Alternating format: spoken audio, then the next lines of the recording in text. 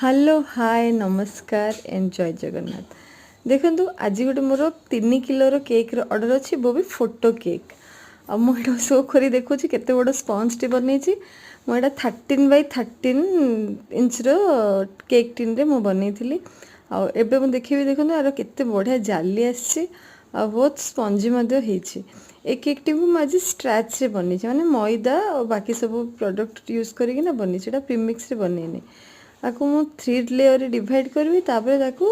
Cream रे coating करी आउ भाई करुच्ची देखो यहाँ मु बड़ केक जाए ना से काटिक लेयर जा डिवाइड करवा बहुत मुस्किल थाए कहीं बेले बेले से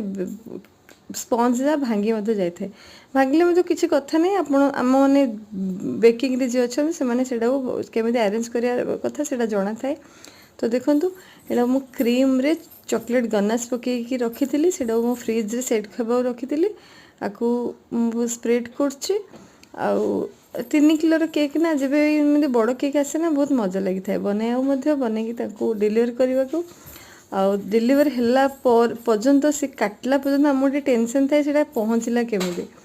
और जब भलरे पूरा पहुँच जाए तो तापर आमर पूरा बोलते बल्ले बल्ले बल्ले हो जाए। यहाँ मु पूरा क्रम कटिंग कली क्रीम स्प्रेड कली यहाँ 3 लेयर मु लगे देछि स्क्वेयर वाला राउंड वाला केक को फिनिशिंग देबारे टिके इजी थाए किंतु स्क्वेयर वाला जेहेतु ना ताको टिके फिनिशिंग देबारे प्रॉब्लम हुए। तो मु क्रीम बहुत सारा बीट करी फ्रिज रखी धीरे धीरे करी ये करछि मु क्रीम 3टा जा ये करी लगेगी से फ्रिज सेट करी रखी देथिली एटा सकाळे करथिली तापर संध्याळे आर को फिनिशिंग देली तापर नेक्स्ट दिन मो आईरे फोटो लगेली कहीं फोटो